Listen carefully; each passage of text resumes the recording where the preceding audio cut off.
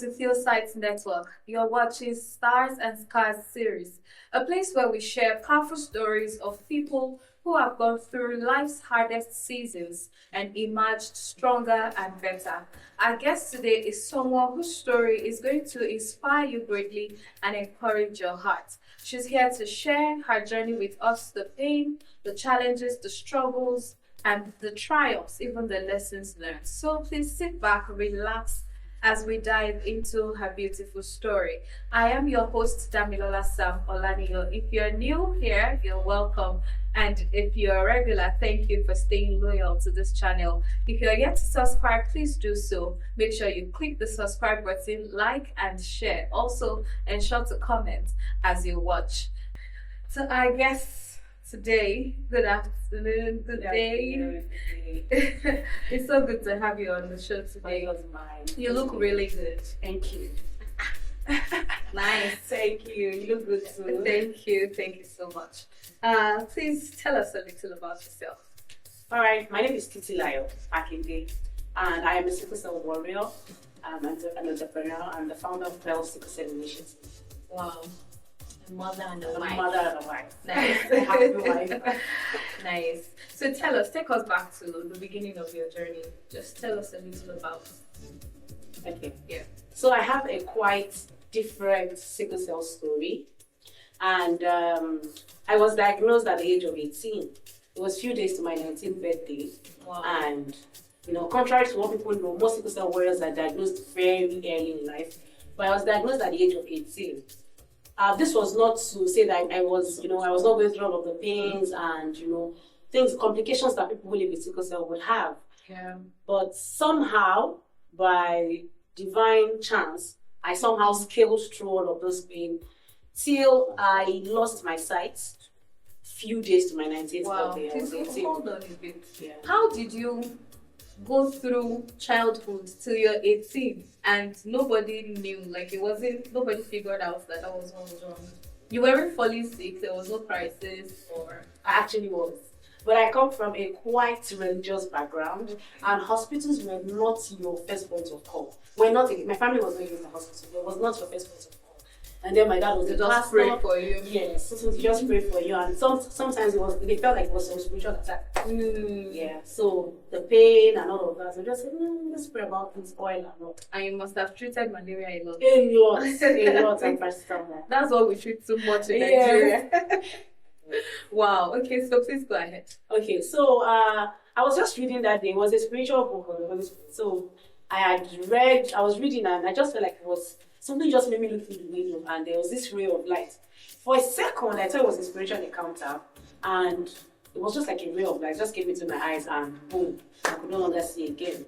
Wow. So people I was staying with at the time rushed me to the hospital, and my parents were not there. So they took me to the hospital, and after a series of tests, it was confirmed that I had. So about maybe say 1 hour, I'm not sure, 1 hour, 30 minutes, 2 hours later, I began to see clearly, gradually, but not so clearly. So after different procedures, I began to see with one eye, which is what I still can see very well with now. And from there, it felt like from the point of so after the surgery, I had to do a series of tests to be sure what was really happening, and then we realized that the tests were run before the surgery, so the results came out after the surgery, and then we realized I had sickle cell, and what I had was sickle cell retinopathy. Wow. And that was what was responsible for the loss of sight. Yes. Wow. So from there, maybe because of the knowledge that I had, so I began to research and read. And then I was told, I read online then that people who live with sickle cell could not live past the age of 18. And I just clocked 18. I was going to my 19th birthday, so I felt like I had skipped it. So I was believing that, so I saw that if you live past 18, you don't live past 21. So I was waiting. So I started to live my life from then, waiting for my 21st birthday so I could die. Wow. So it was for me.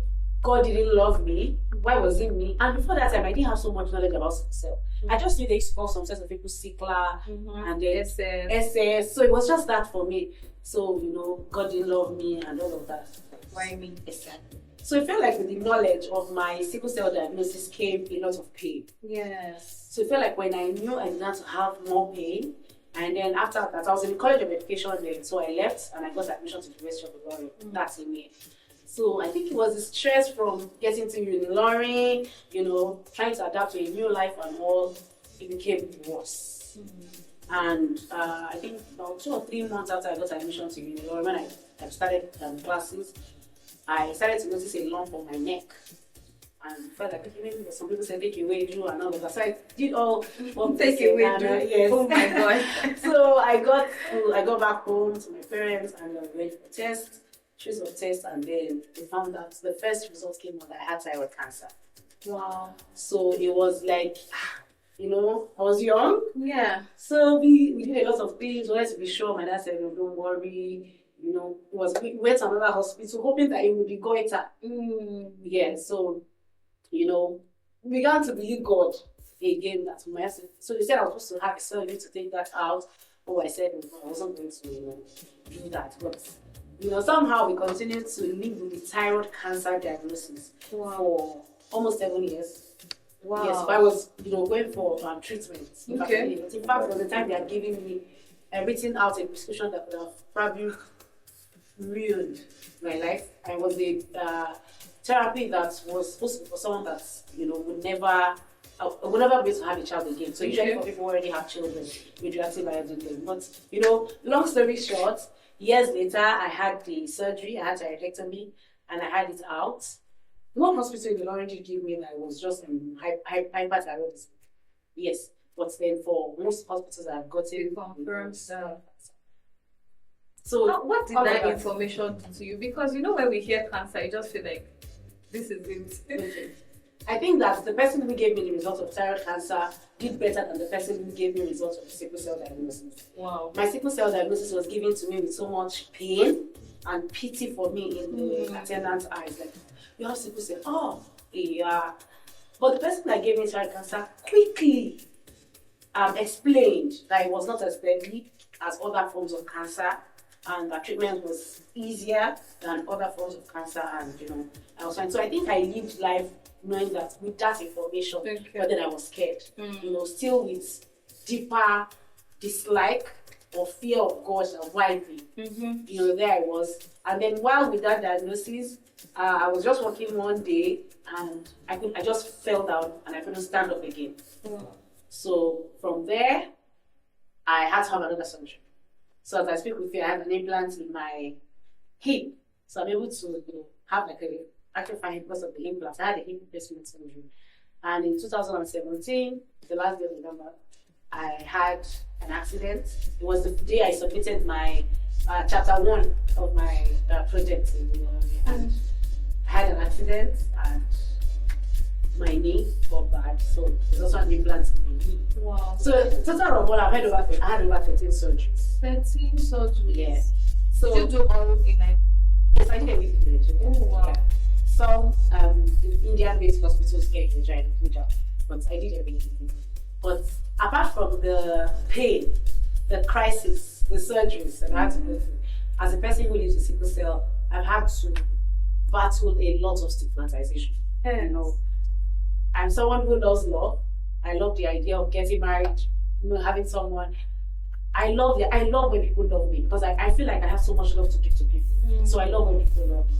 But growing up as someone who had sickle cell, I didn't know after diagnosis that I should not be telling people that I had sickle cell. So when people are like, oh, you're not coming to class, I'll be like, oh, I have sickle cell, no, I had crisis. I realized that some people were running away from me. I realized that, okay, there's this guy that likes me in class. Whenever, he stopped talking to me, after a while, there's someone had told him that I actually have sickle cell. Wow. And, a lot must have changed. A lot changed. So I lived my life starting to hold the information, and then it was damaging me more. Because I realized that as much as some people stigmatized me, some people actually cared. Oh, I have someone that had sickle cell. Oh, not someone with sickle cell. So they cared for me better. For times when I held back the information, it was, sometimes detrimental. Yeah. because now I know that sharing my story is therapeutic for me. When I share my story, it helps me to unwind. And then it might help someone else too. Okay. You don't even know who is living with it sometimes until you talk to them. So it might just, wow, beautiful. You've been through a lot. I mean, and God has kept you and you're still standing. I think that's quite a testimony. So I know that you're married and you have a very, very handsome son. Very cute one. So tell us, how did that come about? Because people would, like you said, the fear of marriage and all of that. So how did you overcome all of that? Well, I'm blessed to be married to an amazing man, but it didn't come very easy. I had been in a relationship where someone who loved me, yes. I did find people who liked me. Wow. Like, yes, even with 10%. He loved me and all, but at the point of introducing me to his parents, they had said no, like an outright no. So it really affected our relationship. And at that point, I fought all the things I had. I wanted to die. So from that point, I felt like this was the only person who ever loved me. So I felt like nobody was ever going to love me. Wow. So from there, I just wanted to share my story. I was just writing on Facebook. And till today, I don't know how my husband found me or how well we became friends. Wow. But I just realized that one day, he looked like it was a case of, it's a long story actually. But somehow I just saw his comments under one of my posts and he said, oh, I know what you do. And the rest is history. We met. It wasn't easy. Because by the time I met my husband, I was just healing from The knee surgery. So I was using crutches. So the first time we met, I was using crutches. So I was like, this fine boy, why? This is the crutches. This crutches is not going to like me anymore. But somehow, we started to talk and, spoke to parents. It wasn't easy. Yes, I was going to get to that. How did you get, like, his parents especially, how did they handle that? It wasn't easy. They are Christians. Yeah. Amazing parents. In fact, they're one of my greatest support system now. Wow. But it wasn't easy at first. They had a lot of questions for me, for him. Were you ready to do this? And he was a man that stood his ground. Wow. He said he knows what he wanted. And he stood his ground. And somehow his parents, asked me my own questions too. And I think they realized that I owned my story. Yeah. And it's not easy.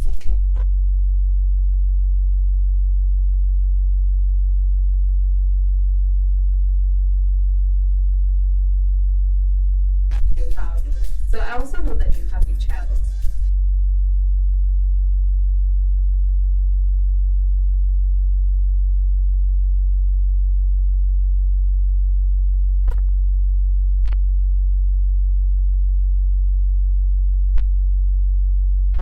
The labs were taken for biopsy, and then they realized it was cancer. Wow.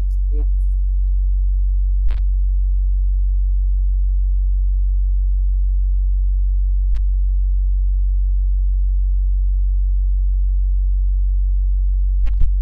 So I see it as a miracle. Okay. Yes, in fact, I see it as a huge miracle for a lot of reasons. I went to some of the best hospitals in Abuja for the test. They all couldn't have medicines. Yeah. So from there, I was placed on thyroid medications that I would use for the rest of my life.